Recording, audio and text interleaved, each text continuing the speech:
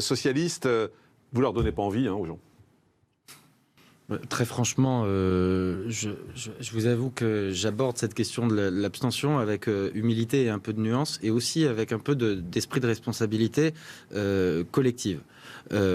Quand les électeurs ne sentent pas l'intérêt de se déplacer pour des élections dont je répète qu'elles sont importantes dans leur quotidien, aussi bien les départementales que les régionales, parce que c'est 2 niveaux de collectivité qui brassent des milliards d'euros, ils interviennent dans le quotidien de nos concitoyens. À part qu'il y a peut-être trop de niveaux, on n'y comprend rien, la différence entre les départementales, les régionales, disons les choses, personne n'y comprend rien. Alors, personne n'y comprend rien, j'en viendrai à la responsabilité, je finis juste mon raisonnement. Donc il y a une responsabilité, évidemment, de celles et ceux qui sollicitent les suffrages, parce que vraisemblablement, on n'a pas su donner l'envie, faire mesurer les enjeux, etc.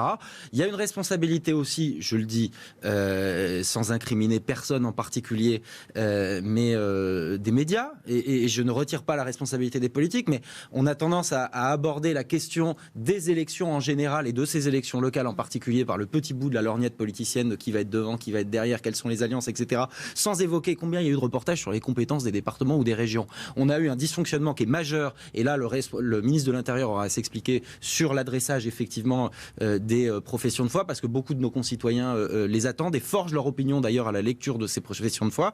Et puis, et là je le dis, pardonnez-moi, et je sais que je vais sans doute m'attirer les foudres d'un certain nombre de téléspectateurs, mais on a une fainéantise collective. Mais non, mais vous les intéressez pas. Non mais attendez, vous ne les intéressez pas. C'est pas la faute des électeurs. Jean-Marc, je termine. Bah oui, vous terminez, mais en même temps...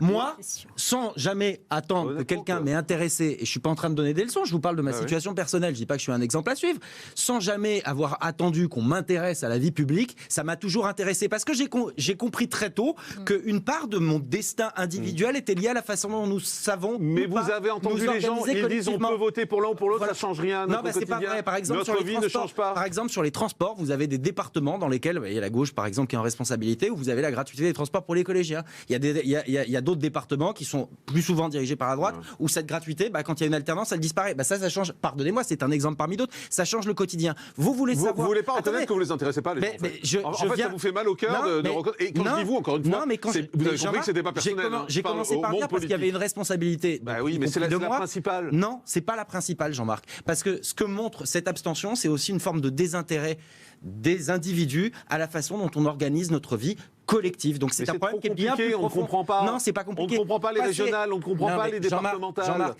je parle de fainéantise collective. Vous prenez votre téléphone, là, vous choisissez votre moteur de recherche, celui que tout le monde connaît. Vous tapez département ou région. En 5 minutes, vous avez accès à des contenus très pédagogues sur ce que font les départements, ce que font les régions. Ce que je veux dire, c'est qu'on peut dire c'est la faute des politiques. On se soulage à bon compte. Évidemment, les politiques ont une responsabilité. Mais moi, je le dis à nos concitoyennes et nos concitoyens, la démocratie ne s'use que si l'on ne s'en sert pas. Et plus on aura l'abstention, plus on frôlera des risques d'accidents industriels démocratiques avec des gens qui demain se retrouveront élus, se considéreront légitimes alors qu'ils auront obtenu les suffrages d'une infime minorité de nos concitoyens. Il faut se mobiliser aussi. C'est une responsabilité collective.